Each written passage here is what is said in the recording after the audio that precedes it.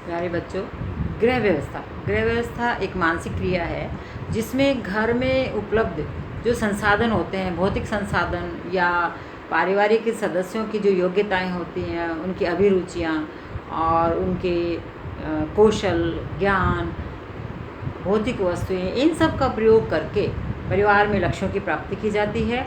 और वो दीर्घकालीन लक्ष्य हो या शॉर्ट टर्म के हों, लघुकालीन लक्ष्य हों, उनको प्राप्त किया जाता है। निखिल और डोर्सी इन्होंने एक बताया है कि गृह प्रबंध का आयोजन, संगठन, नियंत्रण, मूल्यांकन एक ऐसी प्रक्रिया है जिसका उद्देश्य पारिवारिक साधनों के प्रयोग से परिवार की लक्ष्य को प्राप्त करना होता है। अब ये है कि गृह प्रबंध हमने पढ़ा है, प्रबंध क्या होता है उसकी हमने अभी परिभाषा देखी है कि एक ये मानसिक प्रक्रिया है जो योजनाबद्ध रूप से की जाती है। इसमें प्लानिंग की जाती है, फिर संगठन किया जाता है, नियंत्रण किया जाता है और लास्ट में कार्यों का मूल्यांकन किया जाता है। अब ये कि प्रबंध की विशेषताएं क्या हैं, चाहे वो गृह प्रबंध हो या व्यवसाय में प्रबंधन हो या औद्योगिक जगत में प्रबंधन हो, सभी विशेषताएं लगभग सभी में समान होती हैं। तो जैसे प्रबंध को कला भी माना गया है क्योंकि जितनी चतुराई से गृहिणी कुशल प्रबंधन करती है वो उसकी कला को दर्शाता है, उसकी योग्यता को दर्शाता है। तो इसलिए इसको कला भी कहा है क्योंकि एक व्यक्तिगत कला है। हर व्यक्ति की अपनी अपनी योग्यता होती है, अपने अपने गुण होते हैं उनके, उसी के अनुसार वो काम करता है। तो वो प्रबंधन में अपनी कला को दर्शाता है, इसलिए इसको कला कहा है। फिर है कि प्रबंध एक विज्ञान भी है। इसको विज्ञान इसलिए कहा है क्योंकि जैसे विज्ञान में किसी भी कार्य को या प्रयोग को करने से पूर्व उसका प्लानिंग की जाती है, संगठन किया जाता है, क्रियान्वयन, नियंत्रण और मूल्यांकन, ये स्टेप काम में लिए जाते हैं। उसके बाद लास्ट में वैज्ञानिक विश्लेषण किया जाता है। तो इसी तरह से घर में भी प्रबंधन जब किया जाता है तो ये सारे स्टेप, सबसे पहले कार्य की योजना बनाई जाती है, उसका प्लानिंग की जाती है, फिर उसका संगठन किया, कार्य का बंटवारा किया जाता है, फिर उसमें जो प्रबंधक घर का जो मेन मुखिया होता है वो उसका नियंत्रण करता है, अपनी देख रेख में काम को करवाता है और लास्ट में उसका कंक्लूजन निकाला जाता है कि जो हमने कार्य बांटे थे वो सारे पूर्ण हो गए, घर में लक्ष्यों की प्राप्ति हुई कि नहीं हुई, काम पूरा हुआ कि नहीं हुआ। तो ये क्रम, जिस तरह से विज्ञान में एक क्रमबद्ध रूप से कार्य होता है, उसी प्रकार से प्रबंध में भी, गृह प्रबंध में भी क्रमबद्ध रूप से कार्यों को नियोजित किया जाता है, इसलिए इसको विज्ञान भी कहते हैं। फिर का है कि इसका नेक्स्ट कैरेक्टरिस्टिक्स है कि प्रबंध एक विशिष्ट प्रक्रिया है। इसको विशिष्ट इसलिए कहा है क्योंकि जब तक लक्ष्यों की प्राप्ति नहीं हो जाती है ये क्रिया चलती रहती है, प्रबंधन का कार्य चलता रहता है। सीमित संसाधनों में भी परिवार का मुख्य परिवार जो है मिल करके सभी सदस्य लक्ष्य की प्राप्ति कर लेते हैं और उस घर में उपलब्ध साधनों से अधिकतम संतुष्टि प्राप्त करते हैं, इसलिए इसको विशिष्ट प्रक्रिया भी कहा है। फिर एक सामाजिक प्रक्रिया भी है ये, क्योंकि मनुष्य जो है वो एक सामाजिक प्राणी है, सभी के सहयोग से मिलजुल कर कार्य करता है। परिवार में भी वो मिलजुल कर प्रबंधन करता है।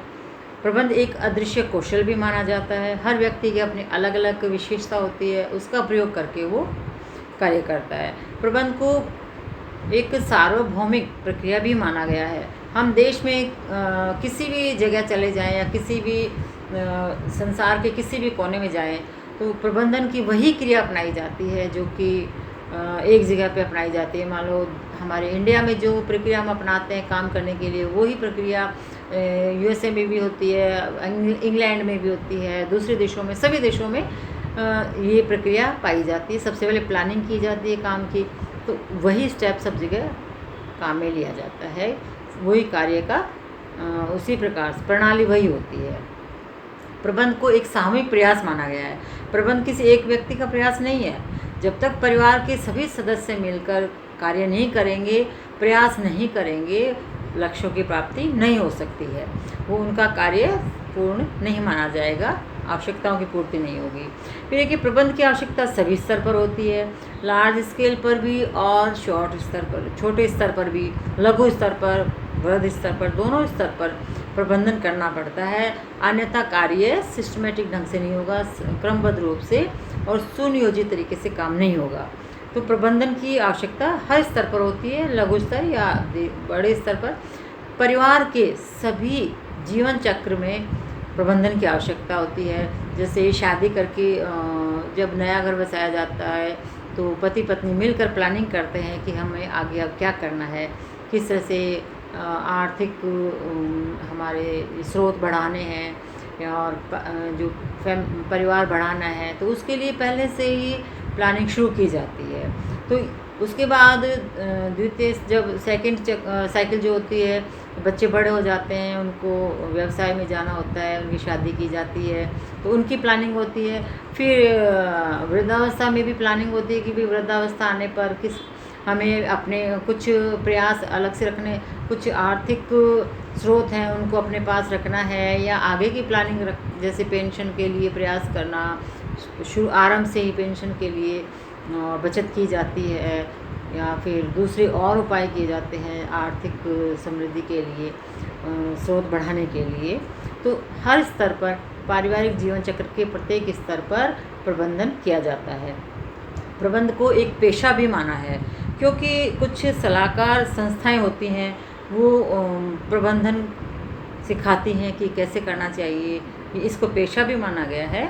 और वही नीतियाँ, नियम, विधियाँ, सिद्धांत अपनाए जाते हैं जो कि किसी भी एक व्यवसाय में अपनाया जाता है, वो इस प्रबंधन में भी अपनाए जाते हैं। इसीलिए इसको एक पेशा भी बोला गया है। प्रबंध पूर्व नियोजित लक्ष्यों की प्राप्ति है।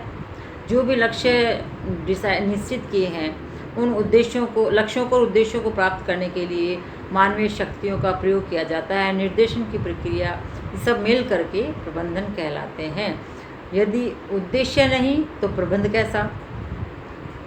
तो उद्देश्य पहले निर्धारित होंगे तभी प्रबंधन होगा। तो ये सारी चीज़ें मिल करके प्रबंधन को विशेष बनाती हैं। अब ये कि गृह प्रबंध का उद्देश्य क्या है, महत्व क्या है? तो जैसे सबसे पहले तो हम ये देखेंगे कि प्रबंधन जो है परिवार के सभी सदस्यों की आवश्यकताओं की पूर्ति करता है। बच्चे हैं, किशोर हैं या वृद्ध हैं, सभी के अलग अलग आवश्यकताएं होती हैं, उसी के अनुसार प्रबंधन करना होता है। उनकी आवश्यकताओं की पूर्ति करने के लिए प्लानिंग करनी होती है। फिर एक ही सीमित आय, यदि परिवार की आय सीमित है तो उसी में पूरे परिवार की आवश्यकताओं की पूरा करना पड़ता है। तो एजुकेशन है या मैरिज है, सब, तो इसके लिए बहुत आवश्यक है कि कुशल प्रबंधन हो और प्रबंधन के द्वारा उन सब की आवश्यकताएं पूरी की जाएं। ये तभी हो सकता है जब प्रबंधक जो है उसमें विशेष गुण हो और वो सभी की आवश्यकताओं को, योग्यताओं को, उनकी योग्यताओं कौशल को भी काम में ले और आवश्यकताएं पूरी करे। गृह कार्यों को कुशलतापूर्वक संपन्न करने के लिए इसका विशेष महत्व है प्रबंधन का। परिवार के स्तर को बनाए रखने के लिए प्रबंधन आवश्यक है। इसके अलावा परिवार के वातावरण को स्वच्छ और हेल्दी, अच्छा बनाए रखने के लिए प्रबंधन आवश्यक है, ताकि परिवार के किसी सदस्य में असंतोष नहीं हो।